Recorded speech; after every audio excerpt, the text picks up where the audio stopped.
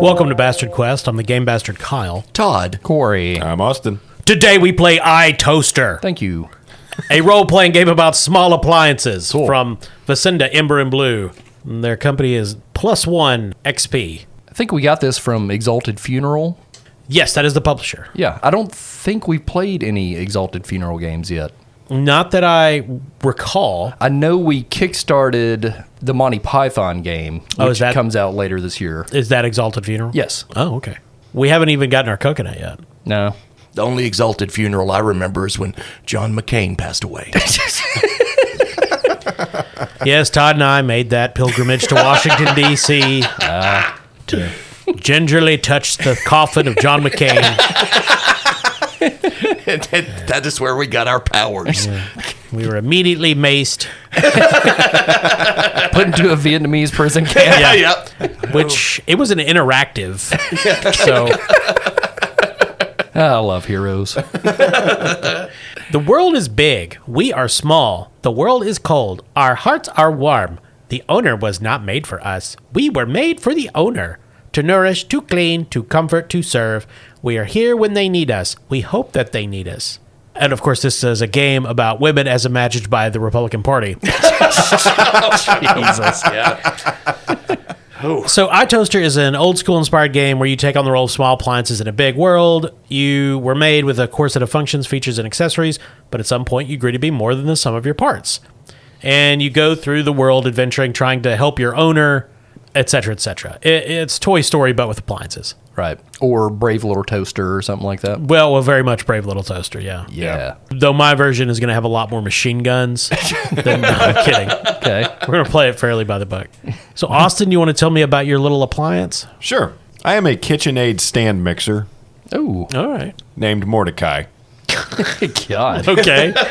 So when creating our characters, the first thing we decide is what emotional core will kind of be at the heart of your appliance so that you can kind of see not what powers it, but what motivates it and what its prevailing feeling is throughout. And generally you feel like some of these are going to be very heartwarming, very nurturing emotional cores. No, unless you're Stabby the Electric Knife or something. Well, I think Mordecai is motivated by He Who Walks Behind the Rose. So, well, what is your emotional core, Austin? Well, mine is paranoid. Oh, okay. So obviously there's not going to be a whole lot that goes into these characters, but the functions for each of our appliances are the major abilities that we have. Mine are motor, hinge, and attachments. So Mordecai can use various accessories if he can get hold of them. Like a pasta maker. There we go. And we just kind of came up with those on our own. There wasn't like preset things. Right. You come up with all the functions for your appliance. His feature is that he is insulated. He's resistant to heat. Now, those we rolled for. Yeah, that was from a list. And the accessory that comes with me is spare parts. Then we have various attributes just like any character. For this game, they are torque, swivel, circuit, and chrome. And we'll go through those kind of just during gameplay. Yeah. Where they make more sense. Corey, tell me about your appliance. I'm playing an appliance named Noel. Noel is a crock pot. Noel's emotional whatever is patient. Oh, Of course. Like the patient crock pot. that makes sense. It's appropriate. We also had to come up with a description of it gets me into trouble when. Oh, yeah, your emotional core. Yeah. And mine is when a task is time sensitive. Gotcha. Yeah, the Noel is not punctual. That makes sense. He's taking his time. His functions are heat, simmer, and contemplate. Nice.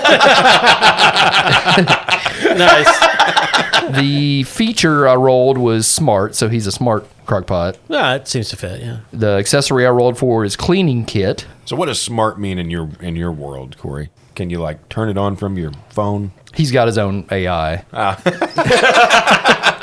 He suddenly became the most dangerous figure in the house. Right. Yeah, I would imagine. I mean, in the auspices of this game, I just kind of took that as he's intelligent. But yeah, I mean, if it was a smart crockpot, it was one that you have an app for. Mm-hmm. You know? Sure. And we have a chassis as kind of our hit point kind of thing.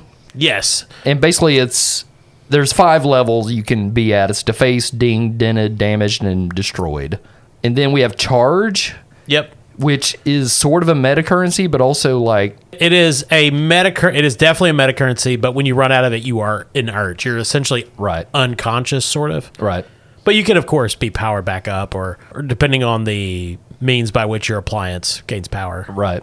Now, Austin, I think we didn't talk about what gets your character into trouble based on your emotional core. Did you mention that? Yeah, I mean, it's essentially what you would expect with someone that suffers from paranoia. It makes collaboration difficult. Sure. But it also means that I frequently think someone poisoned the dough. Yeah. Sure. Todd, tell me about your appliance. My appliance is the Electro Torch 5000 grill lighter, God damn. Well, good. That's excellent. and his name is Boo Tane. All right. I think Todd wins. His emotional core is hyper, and it gets me into trouble when I burn things. Oh, I see. Yeah. His functions are ignite, burn, and fire. Sure. His feature is he's wireless, which makes sense because he's a lighter. The accessories, he does come with a repair kit. Oh. He's powered by internal wires. Okay. So I have some questions I'm going to ask your characters about themselves. So, Todd, your owner has a special place outside. What is it, and what do they do there? He's got like this, like a really nice patio, and he's got like a Weber grill out there, and I like the charcoal so he can cook the meat.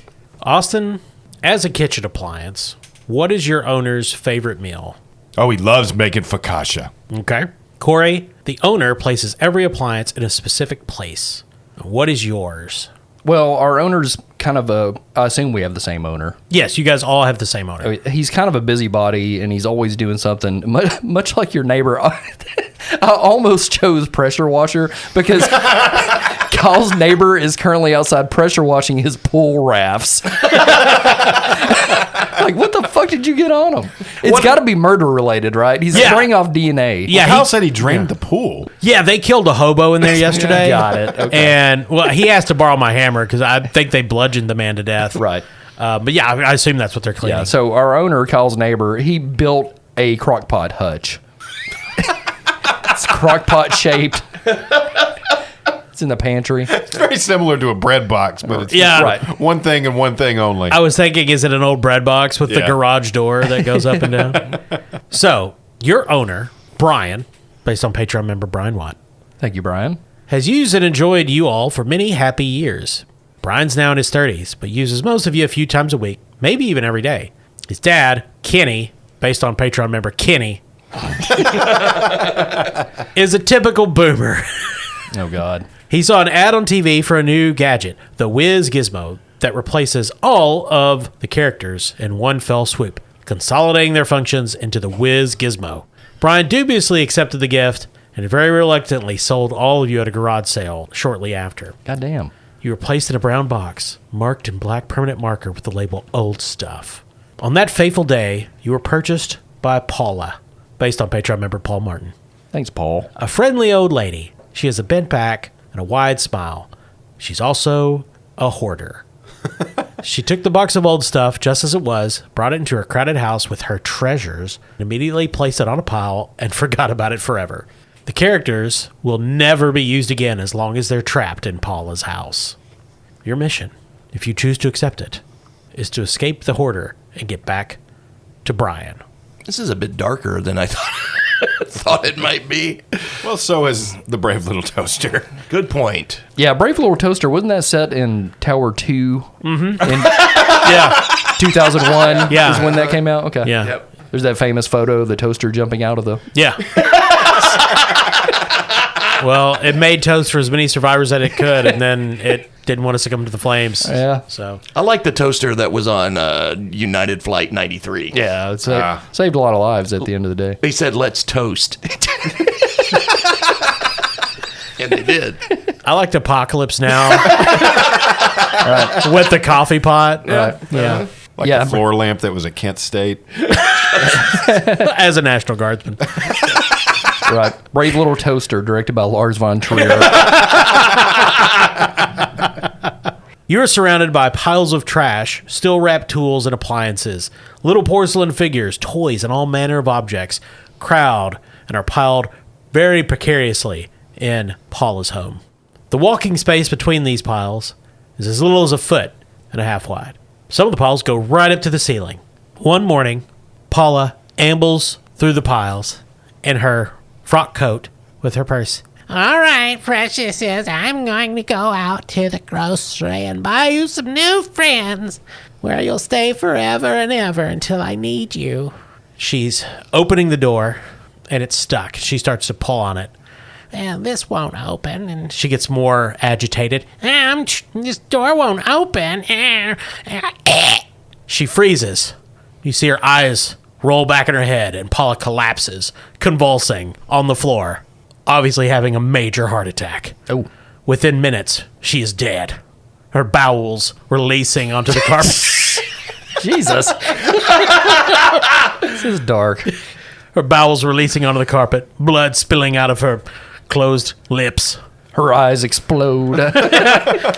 You've never seen any of Paula's family. You're pretty sure no one takes care of her. So her body won't be found for months or years. The house has long been paid off. You're trapped here unless you can escape to get back to Brian. So the rules for this game are very, very simple. Whenever you're attempting anything that is uncertain or meaningful with potential consequences, you choose one of your stats. We pick the stat that makes the most sense given what you're using.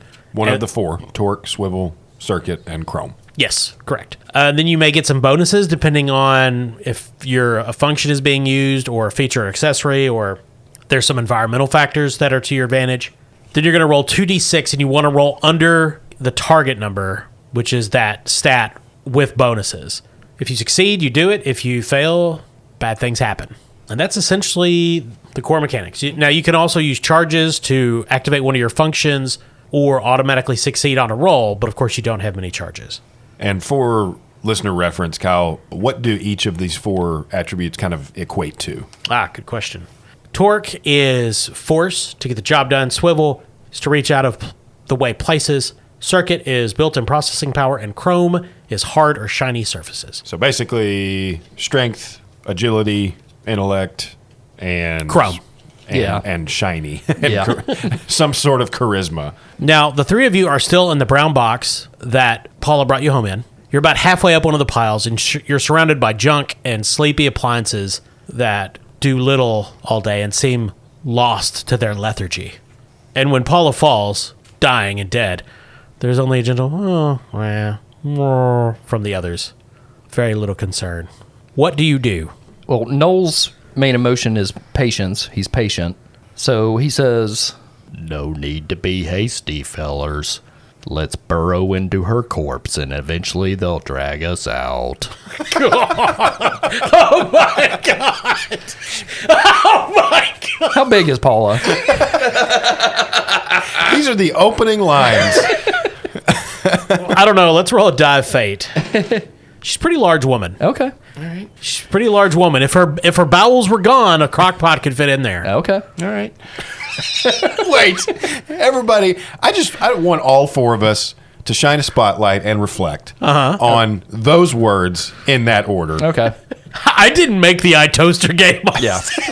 I've thought about it. The subtext is there. Right. Corey's like, I stand by it. That's what we're putting on the new T-shirts. So the stand mixer leans out like, oh no, but nobody knows her. What if nobody comes looking for her? I can start a fire. Then the fire department will come and rescue us. I don't think they'll be interested in rescuing a bunch of inanimate objects that are actually animate, but we're not going to get into that.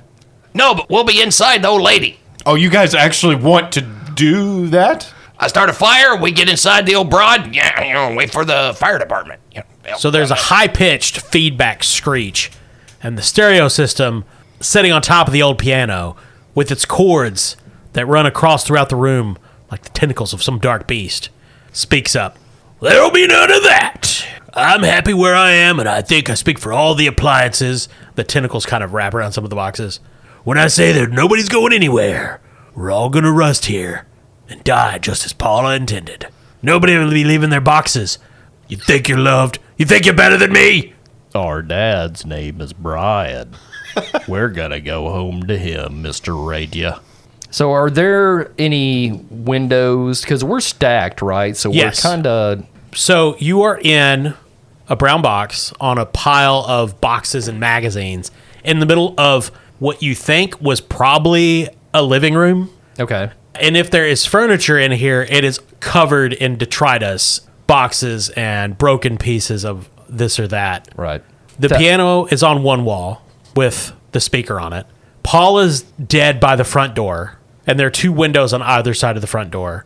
And there's other exits that lead deeper into the house on the right and left. So she was opening the door. She hadn't yet. She was about to. Okay. So it's probably unlocked. It could be. You can't really tell, but you guys are in your box. Okay. So I guess getting out of box is the first step here.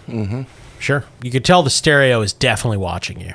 I think we should climb our way out of this room and try to go get somewhere else in the house where we could maybe find another exit.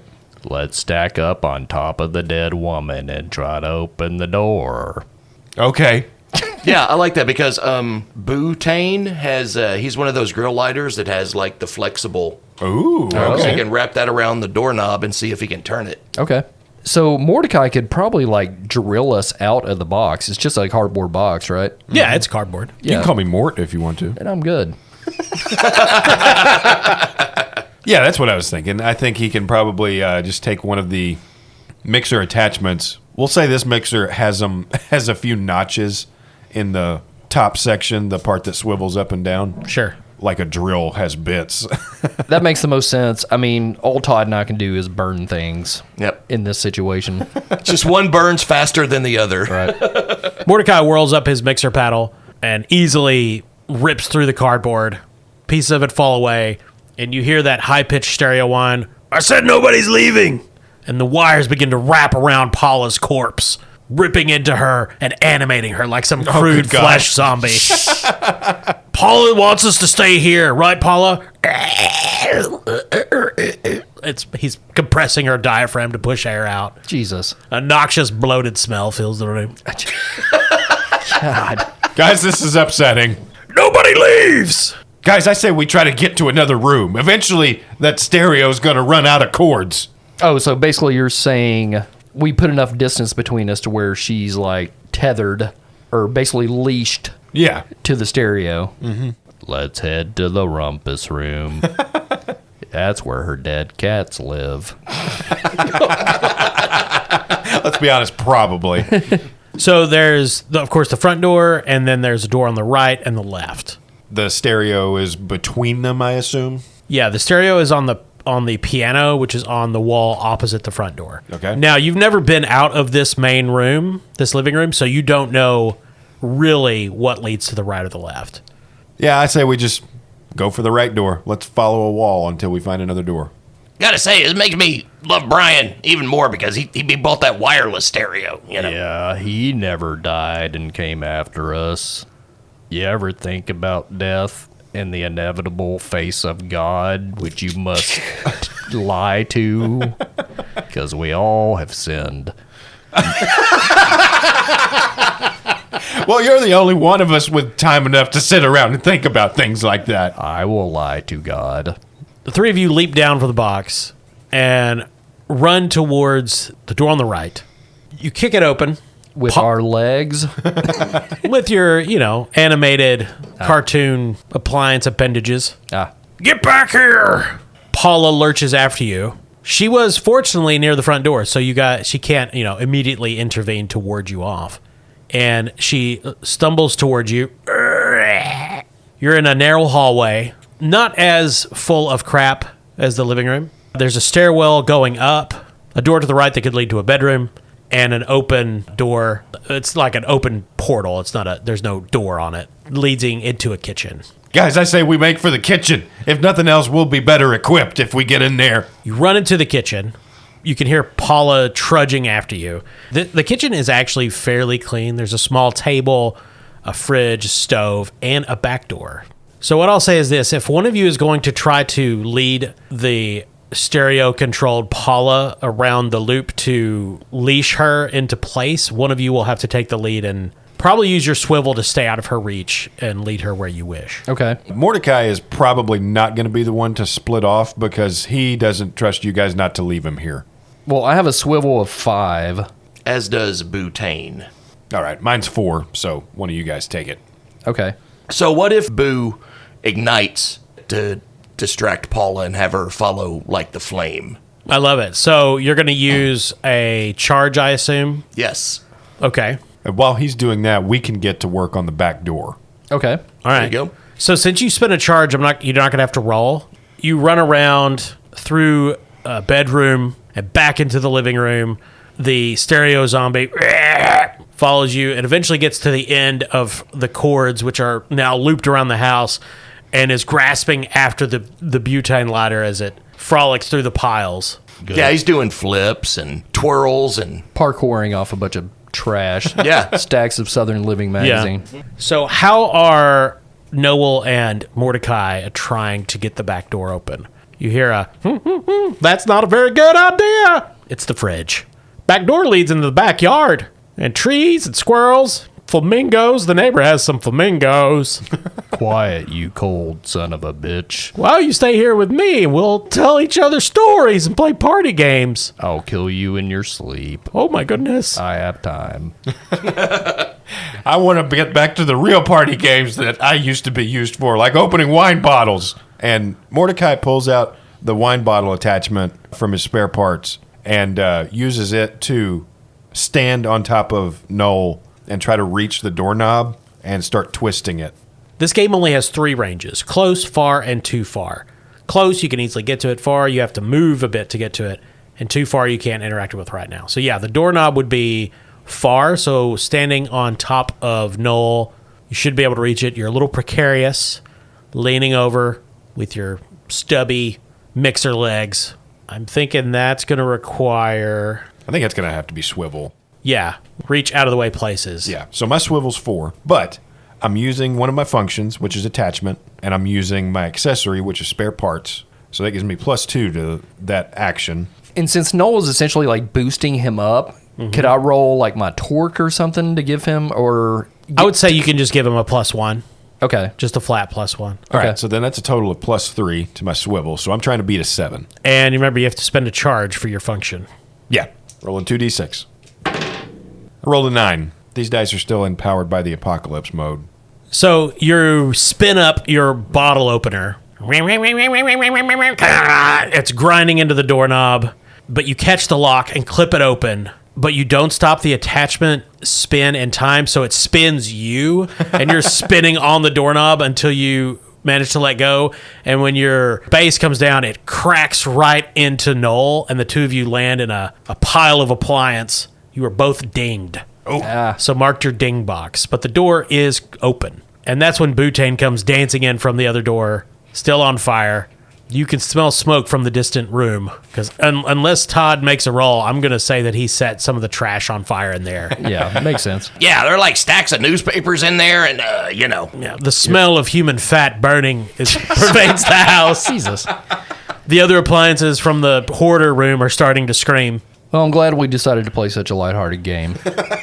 nice palate cleanser, if Yeah, you will. we play such serious games all the time. It's filled with fraught and Yeah. Yeah, it's good to play something with low stakes. So the three of you cavort out of the burning house and into the backyard. You are in standard American city neighborhood. Lots of trees in the backyards around you. White picket fence. gunshots everywhere. Gunshots. Though, fortunately, Paula's backyard, while it is fenced in and has some nice flowers and things set up, the back fence into the alleyway is open. She has no little dog to keep in, so it is open. It is ajar. You could easily push it open. But that, of course, leads into the alley, the gravel alley, running between the houses in the neighborhood, lined with trees, squirrels, and crows. No, who knows what other monstrosities lurking in the overgrown ditch embankments. All right, now you just sound like my neighbor, who's the head of our local next door app, Watch. In the distance, a firework pops. It's not even the 4th of July. My God, what could they be doing? I think I know. Brian shoots those off once a year, One year he burned a flag. Had stars and stripes on it. I don't know what that's about, but anyway, it was a good time. Brian's Antifa. I was going to say, I think Brian is an anarchist. I miss Brian's gentle touch. I have long forgiven Brian for getting drunk that night and urinating in me. Yeah, well, the important thing is like, you heated it up for him overnight. I simmered it. So you don't know exactly how to get back to Brian's house, but you know that Paula walked from Brian's house to her home, and you know she passed by the park, Daybreak Park. Okay. So her house is on the other side of the park from Brian's, so you have a vague sense of the direction in which you need to go. Would there be any like landmarks that would be familiar to us to pinpoint Brian's house's location? Like, did he have a specific tree or something we could see, or like a flag post or a giant crucifix in the yard?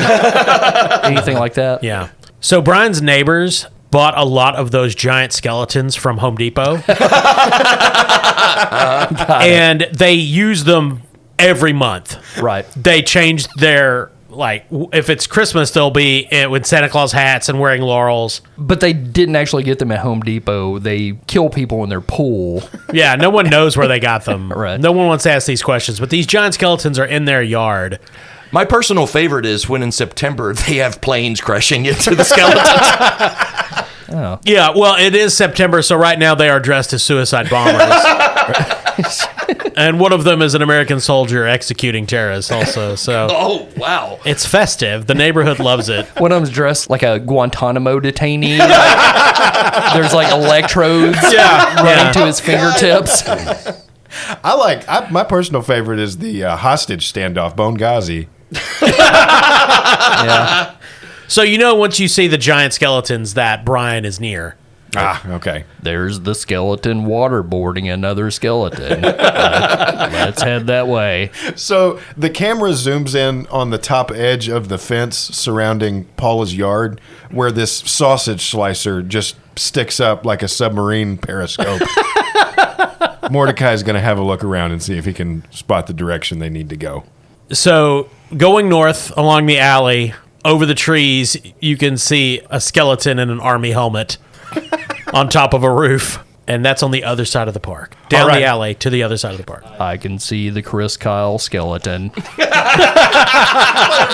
you just stole my joke. That was so funny. So the three of you gingerly creep out into the alley. It's at night. It's not fully dark yet. Dusk, I guess, is a better word. The crunch of gravel beneath your appliancey feet. You begin making your way down the alley, and that's when you hear the commotion. The ringing of bells, the whirring of tires. A bunch of kids on bikes are coming down the alley, hooping and hawing as the youngs do. You have a moment to take action. Do you risk inert activity? Perhaps the children's will ignore you, or do you hide somewhere? Boo is going to jump inside Noel. Got it? Welcome to Inside Me. Noel is going to jump behind the nearest whatever, trash can or dumpster or homeless man.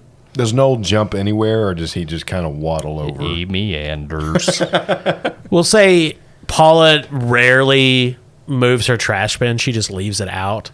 Okay. So Noel's heading that way. What about Mordecai? Mordecai scurries up the nearest post and poses as one of the mailboxes that's standing in a row. Oh, okay. So then Noel and Mordecai will both need to roll to hide from the children who are in a destructive mood. And I think this is going to be Circuit. Butane is inside Noel, so of course he has to roll nothing. Okay. But he will suffer as the crockpot suffers. Story of my life. All right, so we're just rolling Circuit. Yep. There are plenty of places to hide, so you can each have a +1. Okay. Okay. So then I'm trying to beat a 6. Noel has an 8. Dang. So I'll be trying to beat a 9. Of course, if any features or accessories you have could play a role, you can work those in. Yeah, I don't think Simmer's going to help here. Probably I'm not. just rolling flat. God damn, I rolled an 11. I rolled a 6. Kyle, what does that mean? So you're right on the number you needed? Yeah. So when you roll right on the number, you have some options. You can have success with a consequence, failure with an opportunity, or you can spend one charge and push it to a full success. I'll spend a charge. So the children, 9, 10 years old, they don't notice Mordecai masquerading as a mailbox, but they do skid to a halt, gravel flying, and see the crock pot. Well, it's because Boo, while inside the crock pot, is like, oh, yeah, kind of dark in here. Don't mind if I just brighten things up a bit. And he ignites. Hey, look, it's fire! I love fire! They rip Noel's cover off, grab Butane. Oh, look at this! This is awesome! And they just keep clicking Butane over and over and over and over and over and over again. Todd, you're going to lose a charge before they get bored and throw you into the ditch. Corey, you are defaced. Ah, goddamn. One of them has spray paint, and they just unleash on the crock pot's exterior. They draw a penis. They draw a penis. God damn it. But then, mercifully, after the torments of an hour or so, Oh, God. the children jump on their bikes and head home. There's just a slow push in on Mordecai as he watches, and we hear the sounds of spray paint and lighter clicks and children laughing. And a single tear comes out of his appliancy eye. Those children have turned me into a cockpot.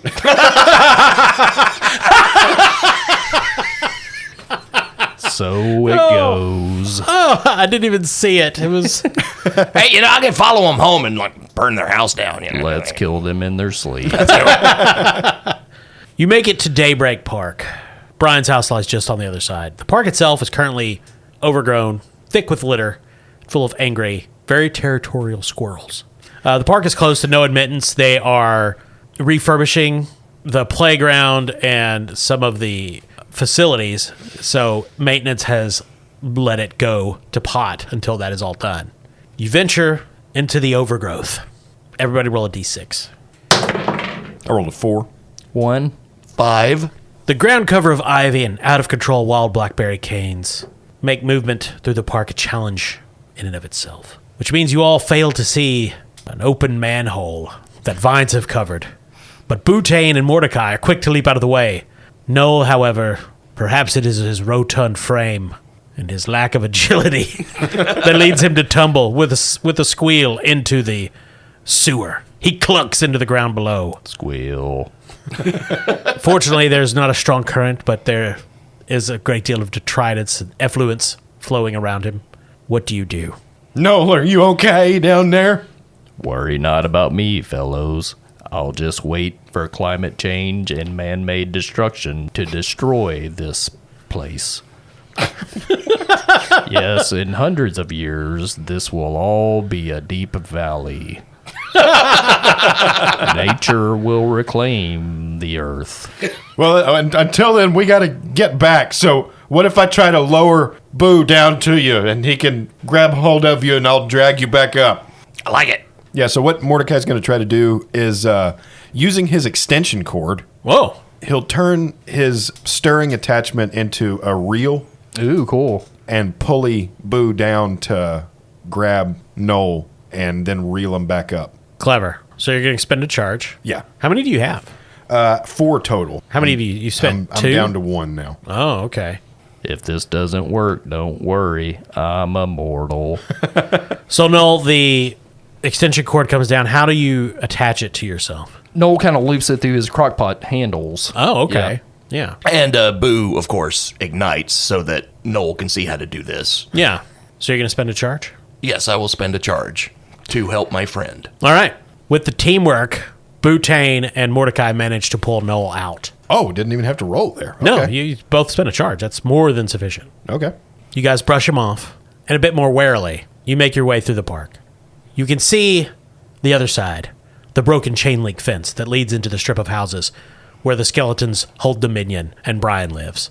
Guys, I don't like it. We're too close. Something's going to happen. There's an angry chittering from above. Oh, God, here it is. A quattro of squirrels watch you, acorns in their hands. Wait, a what? A quattro, 4 squirrels. Is that it? Is that it? There may be more lying in wait. You don't know. You're not an expert at reading the bush. You're just saying, okay, a group of 4 squirrels. I thought you were using some technical term like a murder of crows. No, I think the technical term is a chitterling of squirrels. I have no idea what a group of squirrels is called. A bunch of morons. They're squirrels. They hiss angrily. One of them throws an acorn. It strikes Noel on his lid. That's typical. It does not damage you, but it does hurt. And if you know too many fall upon you, you will be hurt. They were aiming for the dick. One of the squirrels runs down. Yeah, this is our park, man things. You have no right to be here. You trespass against Gaia, the great Mother Earth. Boo attempts to strangle the squirrel with his flexible lighter arm. Nice. Okay. Nice. There's a Mordecai is going to take his pasta attachment with a few leftover pieces of dried angel hair in it. Try to shoot them at the squirrels. Noel says, time to make Brian's favorite squirrel chili. So he's going to attempt to capture at least one of the squirrels inside of him and turn himself on to slowly simmer the squirrel to death. So the squirrels descend. A general melee breaks out. Each of you can choose the most appropriate stat for your method of attack. And, of course, apply any features and functions as necessary. Okay, Noel's going to use torque, I think, on this. Okay. To try to overpower one of the squirrels inside of him. Force him inside your gullet. And can I use more than one function? Do I have to spend charge for each, or... I think if they're appropriate, you could just spend one charge, in this case, to use them both. Okay, I have heat and simmer. So basically, Yeah. Basically, I want to spend a charge to say when I was in the sewer, like some sewer water got inside me. Oh, okay. And I'm going to turn my heat on and boil the squirrel alive in sewage. Okay. I'll allow it. Like a crock pot, you know. yeah. Standard crockpot meal. Boo is also going to use torque. He's going to use his torque to wrap his flexible lighter arm around the throat of one squirrel. Yeah. And he's also going to use his repair kit. He has a repair kit which Yeah. contains butane, and he is going to soak that squirrel in butane Jesus. before lighting him on fire. Wow. Okay. Fuck squirrels, Kyle. Austin, you're shooting spaghetti at them? Yeah, I'm also using two functions. I'm using my final charge, and I'm using my motor and attachment functions, along with the spare parts, since I'm using the pasta maker attachment. Okay. And so that's going to give me a total of +3. My torque is a 7, so I'm going to be trying to beat a 10. So I'm using two functions. My torque's a 7, so my target number's a 9. Okay. Boo's torque is a 6. He's using his repair kit. That's a +1. And he's also using his burn function. Okay. So that's going to be a target number of 8. All right. You guys roll your 2d6s. All right. I rolled a 9. Got an 8. I rolled a 4. The park is filled with the sounds of dying and dead squirrels.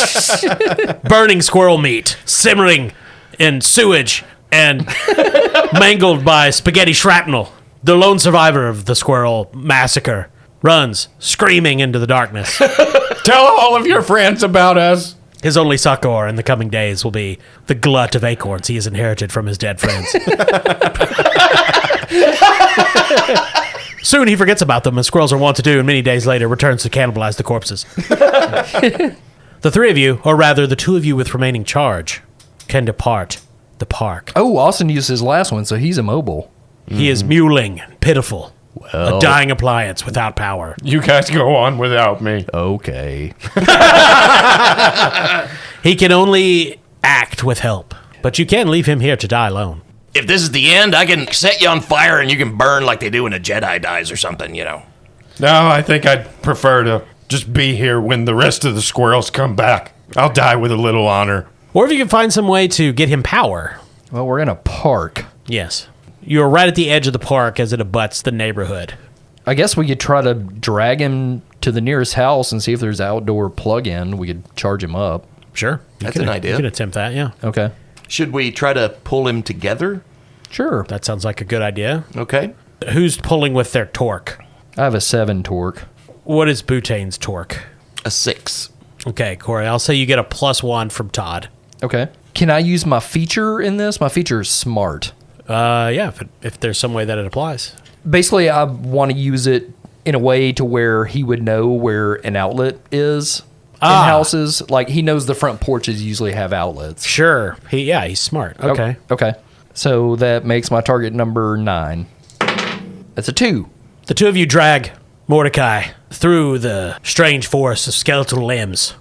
Because, of course, the skeleton house, there are many, many times they illuminate these great beasts with electric lights. You unplug their speaker system that usually plays America Fuck Yeah and plug Mordecai in. As you do so, a dark shadow looms over you. It is the lead skeleton, Osama bin Skull. What are y'all doing? What are you little fellers down there? Just look at you. He pats each of you with a big, giant skeletal hand. Y'all just little fellers. You belong in a house. Y'all don't need to be out here. You little appliances. You might get stepped on or run over or attacked by wild dogs. We live next door, bone friend. Oh, shit. Y'all Brian's? Trying to get back to Brian. Whoa. How is Brian? We like haven't seen him in a while. I think he's fine. He walked out of his house the other day and appeared to have all his functional limbs and his meat. If you don't mind, would you give us a lift over the fence and put us in Brian's backyard? Well, I don't know. Maybe if you roll chrome. Strange request, but okay. Yeah. Well, Noah has a 3 in Chrome, so that's not very good. Boo has a 5. Mordecai has a 6. Okay. Mordecai has 1 power back. Okay. Look out for the squirrels. Can I say I'm using my accessory of cleaning kit? Basically, I want to tell the skeleton, because you said the skeletons stay out year-round. They do. So they probably get neglected by their owners as far as cleaning-wise. That's fair. I'll give you a little shine up, skull friend. Ooh, I think I like the sound of that. I tell you what, you let me have it forever and ever. Okay. And I'll give you guys a lift to Brian's roof. Thanks. He's still got Christmas lights up there from 2 years ago that he hadn't taken down. And he scoops you up in his great hands and places you on Brian's roof near the gutters. Bye, little Brian's appliances. I'm going to go over here and get back in position to be shot in the head by this American GI skeleton. Hey! George W. Bush says hello. Mission accomplished! And the skeletons return to their stationary performance. Jesus. So you guys are on Brian's roof. His house is quiet. Stars are above. It's dark. Oh. What is your plan? Well, you said he still has Christmas lights up. Can we yank one of them down and like swing down it like a vine? You can. Sure. Yeah, that's great. Okay. Let's do it. Where are you swinging to? Basically towards the back door. Okay. Somewhere we'll be easily seen by Brian. So who's going first to test the stability of these lights? I'm the heaviest. I'll go first. Okay. Would this be torque? Oh, I definitely think this is swivel. Swivel. Okay. Agility. I have a 5 in swivel, which isn't great. I guess the only thing I could really add to that is smart. Yeah. Like knowing where like the connecting plug is on the Christmas lights and like detaching it. Yeah, knowing not to land on the concrete. Right. So my target number is 6 here. All right. That's a 7. So I'll give you the option. I can use a charge to just automatically succeed, right? You can, though I would say you have to do that before you roll. Oh, fuck. But I'll give you the choice here. You can either misjudge, land on the concrete, and be dented, which is a -1 to all rolls. Or you can land safely, but the Christmas lines come with you, and your friends are trapped on the roof. Well, nobody likes a dented crock pot with a dick spray painted on it, so sorry, fellers, I'm taking the Christmas lights with me. The cord of Christmas lights is ripped down with Noel's great weight, I knew he would betray us. and they land in a spool around him. You know what? I'm just gonna shimmy down the gutter over here and just like slide down that. Because I'm pretty sure Boo could fit inside the downspout of the gutter and just slide into the yard. I think the key is to make sure you don't get hung. Sure. I think probably swivel. Right? That's a 5. You get about +1 because you are small. Okay. So 6 is my target. That's a 10. He goes down, bang, bang, bang, bang, clunk, and he is stuck in the middle of the gutter, hung on a squirrel corpse. These fucking squirrels, man. What is Mordecai going to do on the roof? All right, well, I can't use my functions to get down because then I'd be left without any remaining charge. So I guess I'm just going to have to jump it, try to land in a soft spot somewhere. Okay, I'd say landing in a soft spot is circuit. Okay, so I'm trying to beat a 5. That's a 7. It's going great. You land in the bushes, and at first everything is fine until one of the limbs bends the wrong way and flings you out like some crude trebuchet, and you smash Back up onto the roof. onto the concrete sidewalk beside Noel. You are dented, Okay.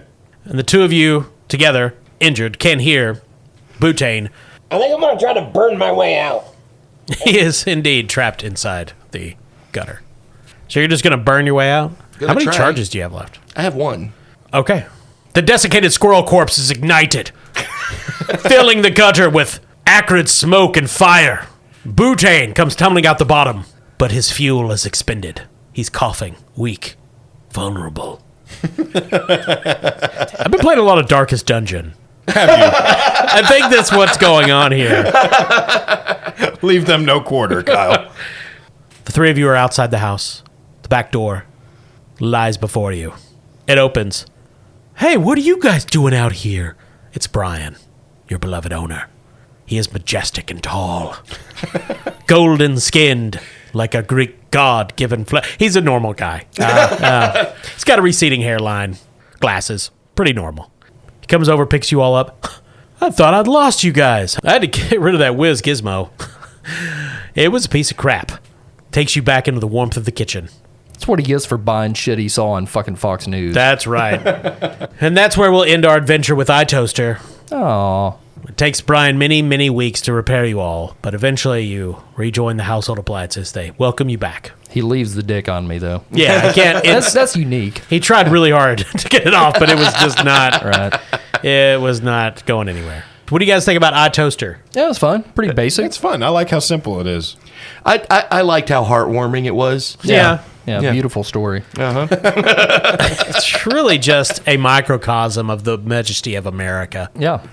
No, it's a pretty fun little game. I mean, it was super cheap. It's a very basic game. So if you're looking to have a little goofy fun with your group. Yeah. It'd be a great game where if your regular group wants to take a break and just have something fun and beer and pretzels. Yeah. Yeah. Easy to make characters. We did it in 20 minutes. Oh, yeah, easy. Speaking of tiny appliances, dice are kind of like tiny appliances. Well, okay. You roll them, they're wireless, and they help you do things, like play games. And the best dice out there come from NorseFoundry.com. Go to NorseFoundry.com and peruse all the different dice they have made of all manner of materials. Pick out the ones you want, and when you're checking out, enter promo code CHAM, that's CHAM, to receive the Bastard Quest 10% discount. That's NorseFoundry.com. We call it the body discount. The body. I'm just glad their dice are wireless these days. Yeah. Back in the 90s when you had to use the wired dice. Yeah. And every one had its own separate plug-in. Like, that was a pain in the ass. Yeah. We also want to thank our sponsor, Barrel and Bond, 100 Broadway Street in beautiful downtown Paducah, right there on the banks of the Ohio River. I'm pretty sure they have appliances to make booze with. They'll heat up your bourbon for you. Hell yeah. In their crock pot. Yeah. With the dick on it. Yeah. Thank you also to all of our listeners, all of our patrons. Yeah, I had a few patrons this week. Brian, the owner. Yeah. Brian Watt, Kenny, and Paul Martin. Yep. As Paula, the stereo animated corpse. Yeah. So, yeah, thanks for listening. Thanks for reviewing. Thanks for engaging. And we're going to play another game next week for a change. Yeah, it's an old one written by Schopenhauer. Oh, okay. Or something else. Okay. I don't know. We'll see. Thanks for listening. I'm Kyle. I, Todd. Corey. I'm Austin.